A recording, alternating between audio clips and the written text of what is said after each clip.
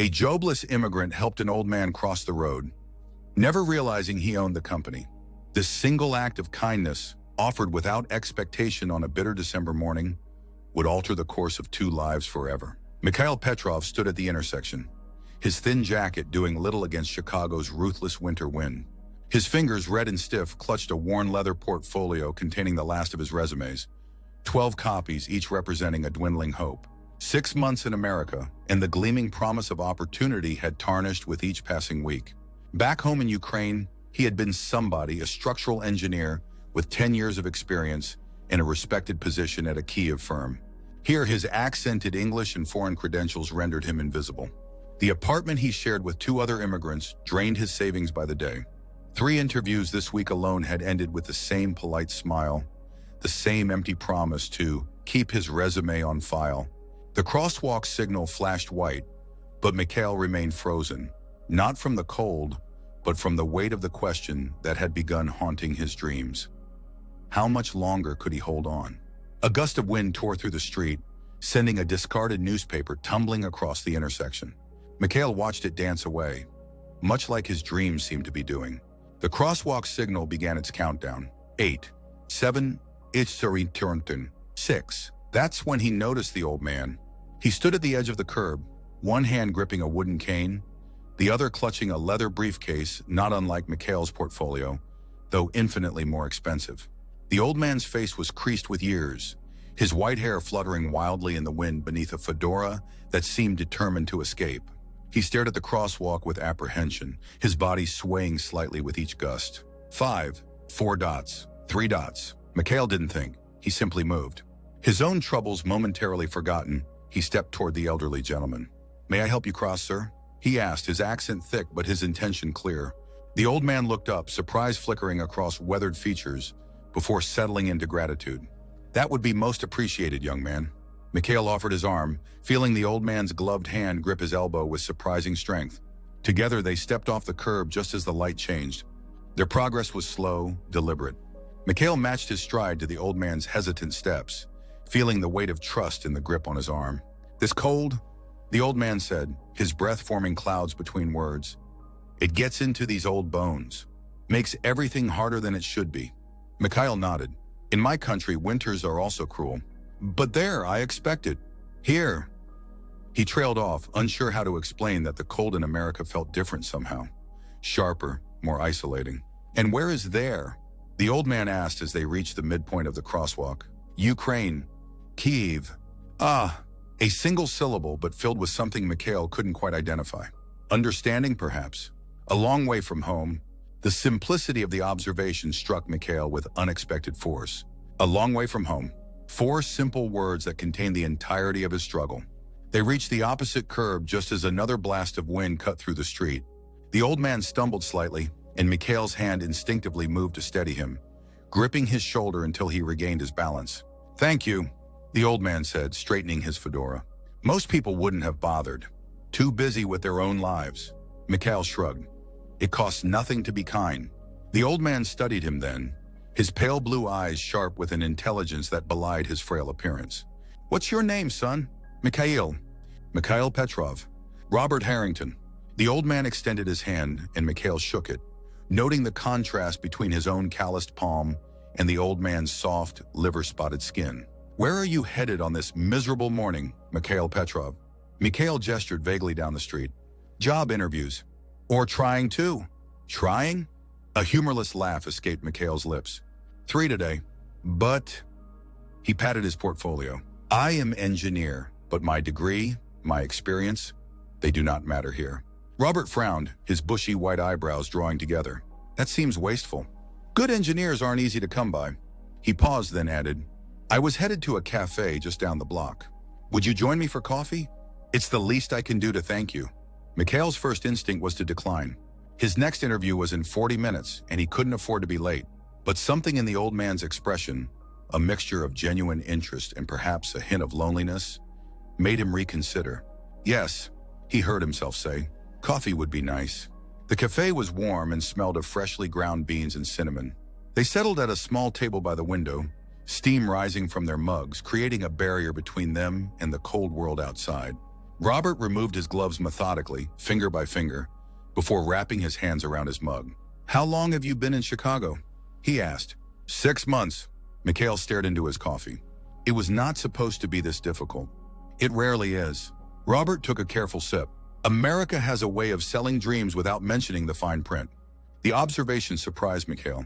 Most Americans he'd met spoke of their country with unfailing reverence. "I had job lined up," Mikhail continued, unsure why he was sharing so much with a stranger. "Engineering firm. But when I arrived, the position had been filled. They said there was miscommunication." Robert's expression darkened. "And no other opportunities have presented themselves?" "Many dishwashing opportunities." Mikhail attempted a smile, but it felt stiff on his face. "I may need to take one soon. My savings ... He trailed off, embarrassed by his candor. "And what kind of engineering did you do in Ukraine?" "Structural. Buildings, bridges. I helped design Podilsko-Voskresensky Bridge in Kiev." The pride in his voice was unmistakable. It had been the achievement of his career. Robert's eyebrows raised slightly. "Impressive. That's quite a project." Something in the old man's tone suggested he might actually know of the bridge, which surprised Mikhail. Few Americans he'd met could locate Ukraine on a map, let alone recognize its infrastructure achievements. Their conversation flowed easily after that. Robert asked intelligent questions about Mikhail's work, his education, his experiences.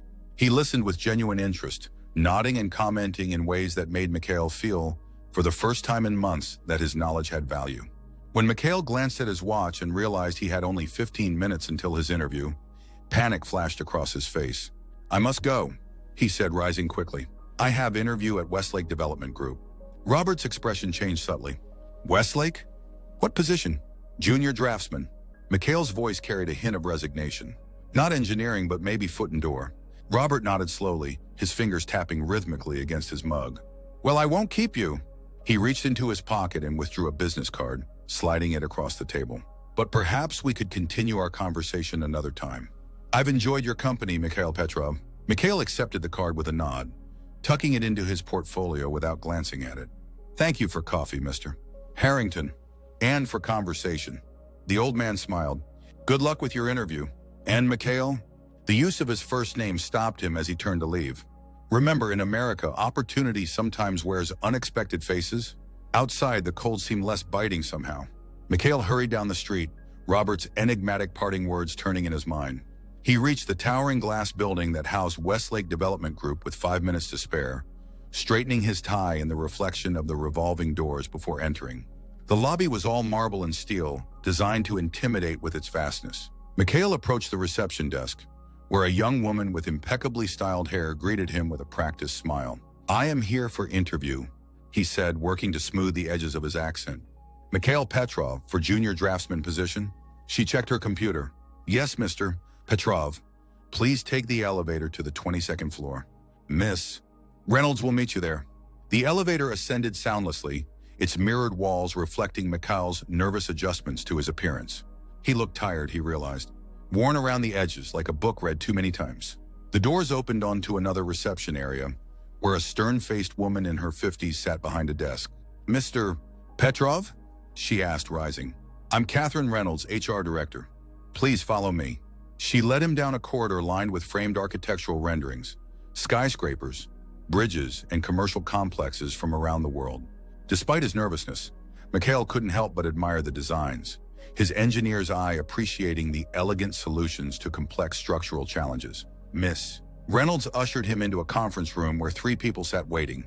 2 men and a woman, all in expensive suits, all wearing expressions of polite disinterest. Mikhail recognized the look. He'd seen it 12 times before. Their minds were already made up. This was merely a formality. Still, he sat straight, answered their questions articulately despite his accent, and displayed his portfolio with pride. They nodded at appropriate moments, made noises of acknowledgement, but their eyes remained distant. 45 minutes later, he was being escorted back to the elevator with the familiar platitude, "We'll be in touch." The rejection sat heavy in his chest as he rode down to the lobby. It wasn't just the job, it was the knowledge that they hadn't really seen him, hadn't recognized what he could offer. In their eyes, he was just another immigrant with a difficult name and imperfect English. Lost in these thoughts, he almost missed the commotion near the reception desk. A group of executives had gathered, their voices carrying across the marble expanse. As Mikhail approached the exit, he caught fragments of their conversation. "Sunut's supposed to be here by now." Hasn't answered his phone. "The board meeting starts in 20 minutes. Mikhail might have continued past without another thought, but then he heard a name that stopped him mid-stride. "Mr. Harrington never misses board meetings." Something must have happened. He turned, staring at the group with sudden recognition dawning. Reaching into his portfolio, he withdrew the business card he'd been given earlier. For the first time, he read its embossed lettering. Robert Harrington, founder and Chairman Harrington, Structural Enterprises, and below that, in smaller type, parent company of Westlake Development Group. The card slipped from Mikhail's fingers, landing soundlessly on the polished floor. The old man he'd helped across the street, the man who'd bought him coffee and listened to his story, owned the company he'd just interviewed with. Mikhail's mind raced. Was it coincidence? Had Robert known where he was interviewing? Why hadn't he said anything? Before he could process these questions, the revolving doors spun, and Robert Harrington himself entered the lobby, leaning on his cane. The executives immediately moved toward him, relief evident in their postures. "Robert, we were worried. The board is waiting. Your assistant said." Robert lifted a hand, silencing them with the casual authority of someone accustomed to being heard. His eyes scanned the lobby, eventually landing on Mikhail, who stood frozen near the exit. A smile creased the old man's face. "Ah, Mikhail Petrov," he called, his voice carrying across the space. "I was hoping I might catch you." The executives turned as one, their gazes shifting between Robert and Mikhail with poorly concealed confusion. Mikhail approached slowly, acutely aware of the sudden attention. "Mr. Harrington," he said, his voice uncertain. "I did not know that I own this place." Robert chuckled. "Yes, I gathered that. Otherwise, you might have mentioned during our coffee that you were interviewing here." He turned to the woman Mikhail recognized as Miss Reynolds. "How did his interview go?" She straightened, clearly surprised. "Mr.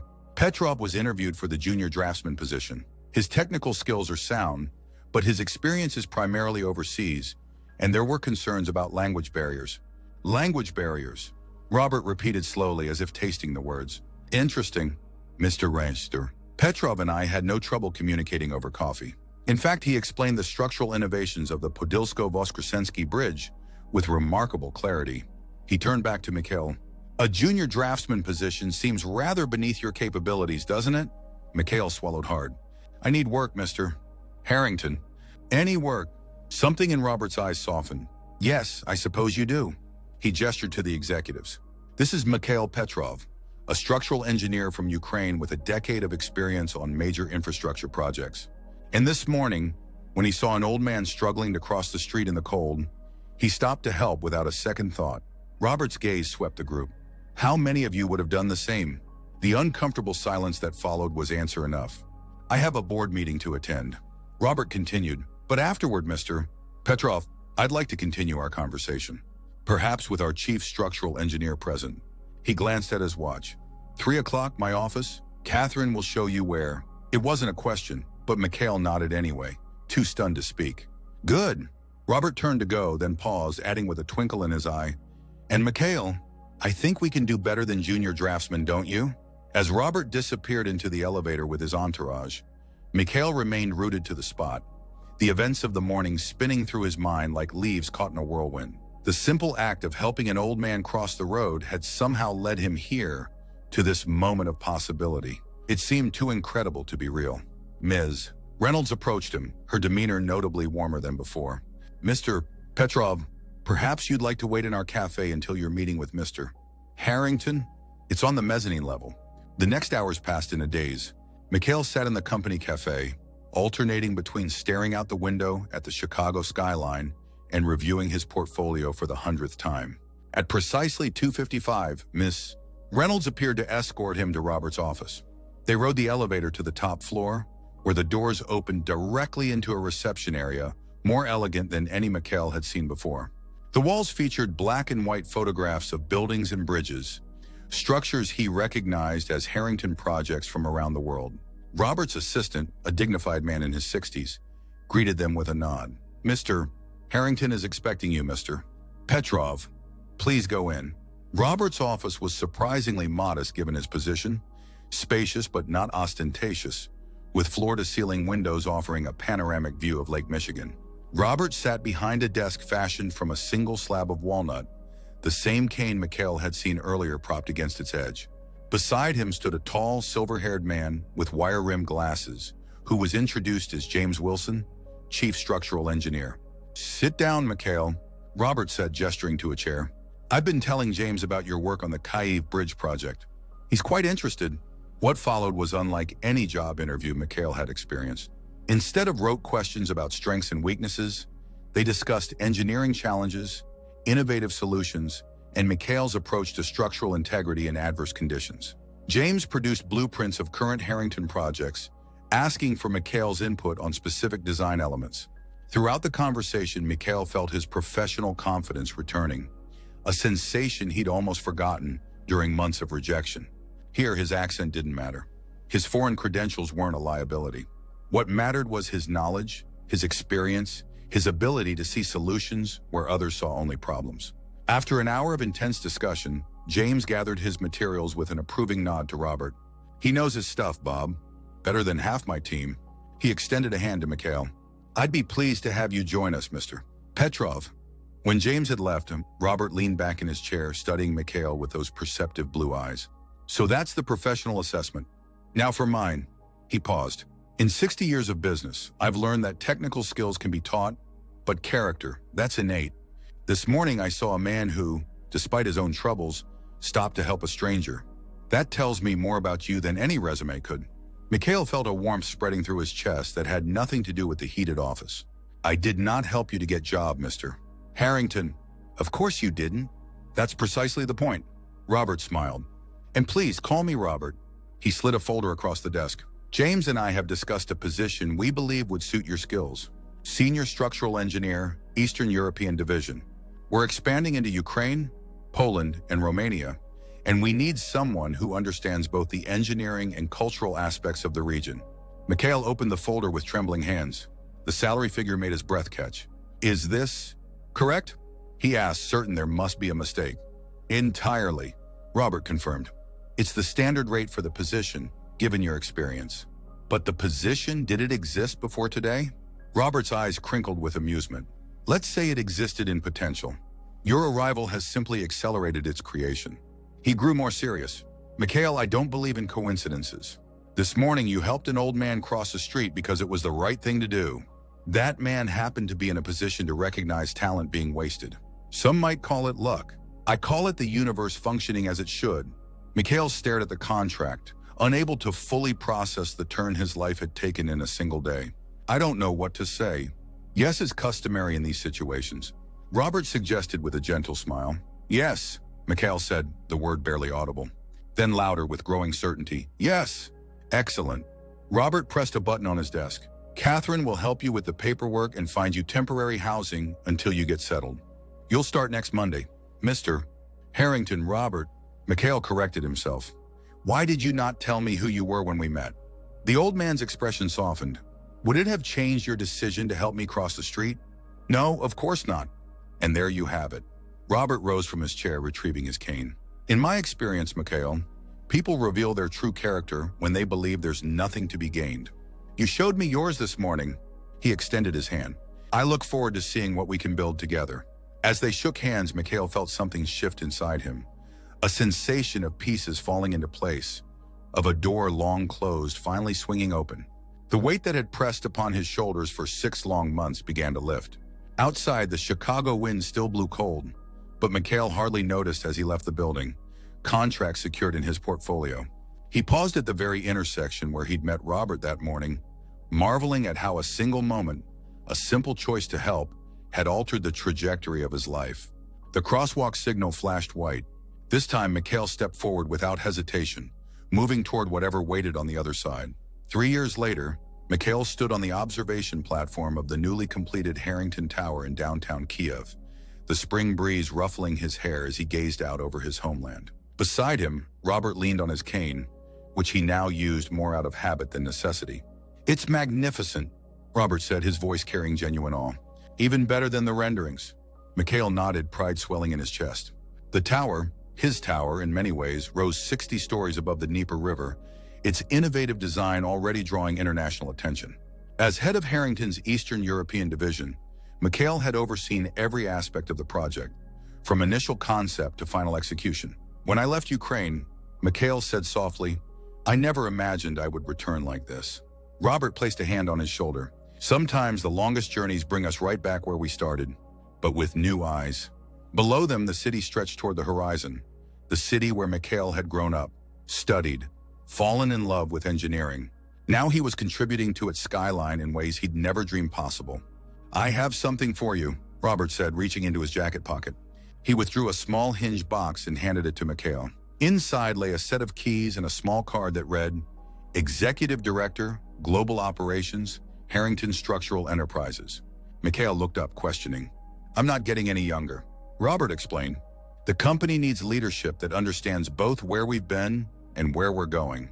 You've proven yourself not just as an engineer, but as someone who sees the human element in everything we build." He gestured toward the city. "This isn't just a building, Mikhail. It's a statement about possibility, about rebirth."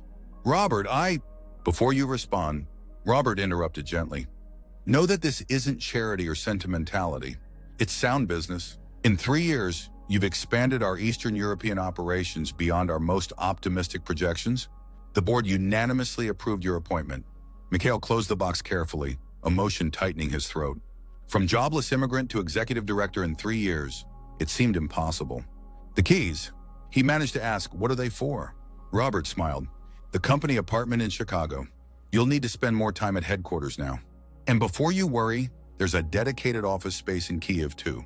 You won't have to leave home entirely." Home? The word resonated in Mikhail's mind. Once home had been simply Ukraine. Now it was more complex. It was Ukraine and Chicago. It was Harrington Enterprises. It was the community of colleagues and friends he'd built across 2 continents. "I accept," Mikhail said finally, with gratitude. "Good. Yeah, good." Robert turned back to the view. "You know, I've been thinking about that morning we met. If my driver hadn't been sick that day, if I hadn't decided to walk instead of calling a taxi, if you had chosen a different intersection," he shook his head. "So many chances for us to have missed each other entirely." Mikhail considered this. "My babushka, my grandmother, she always said that kind acts send ripples through the universe. Perhaps those ripples guided us to that intersection. Your grandmother sounds like a wise woman. She was..." Mikhail smiled at the memory. "She also said that when you help others without expectation, the universe finds ways to help you in return." Robert nodded thoughtfully. "I've found that to be true more often than not." They stood in comfortable silence, watching as the setting sun cast the tower's shadow across the city like a sundial marking the passage of time. Below, pedestrians crossed streets. Lives intersected briefly before continuing on their separate paths, each interaction a potential turning point. "Sometimes," Robert said quietly, "the most important crossroads in our lives don't look like crossroads at all." Mikhail thought about the cold Chicago morning 3 years ago, how close he had come to giving up, how a simple act of kindness had changed everything. Not because he had helped a powerful man, but because that act had reminded him of who he truly was, of his value beyond job titles and credentials. "You know what I've learned, Robert?" Mikhail said, turning to face his mentor, his friend. "It's not about the roads we cross. It's about who we help along the way." Robert's eyes crinkled with emotion. "Couldn't have said it better myself, son. Couldn't have said it better myself." As the last light of day gilded the Kyiv skyline, 2 men from different worlds, linked by chance and choice and kindness, stood together at the top of a tower they had built, not just of steel and glass, but of opportunity, of second chances, of the invisible architecture of human connection. And the view from where they stood was limitless.